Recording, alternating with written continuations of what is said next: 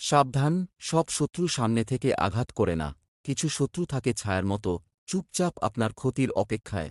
আপনি কি লক্ষ্য করেছেন, হঠাৎ করে কাজ আটকে যাচ্ছে, টাকা আস্তে আস্তে থেমে যাচ্ছে, বাড়িতে অকারণে অশান্তি বাড়ছে?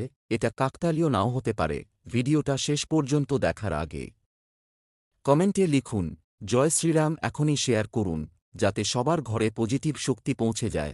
বাস্তুশাস্ত্র বলে, ঘরের শক্তি দুর্বল হয়ে গেলে শত্রুর প্রভাব বাড়তে শুরু করে। কিন্তু ভয় পাবেন না, মাত্র 7 দিন, হ্যাঁ, মাত্র 7 দিন। নিয়ম মেনে চলুন। উত্তর পূর্ব কোণ পরিষ্কার রাখুন, সন্ধ্যায় দরজায় প্রদীপ জ্বালান, লবণ জল দিয়ে মেঝে পরিষ্কার করুন, মন্ত্র জপ করুন বিশ্বাস নিয়ে। তারপর দেখুন কিভাবে আপনার চারপাশের অদৃশ্য নেতিবাচক শক্তি নিজে থেকেই দুর্বল হয়ে যাচ্ছে। মনে রাখবেন, শত্রুকে হারানোর সবচেয়ে বড় শক্তি আপনার আত্মবিশ্বাস আর ভগবানের উপর বিশ্বাস। এই পঞ্চমুখী হনুমানের উপর বিশ্বাস থাকলে এই কাজটি অবশ্যই করুন। কাজটি করার পর 7 দিন পর আমার এখানে এসে কমেন্ট করবেন।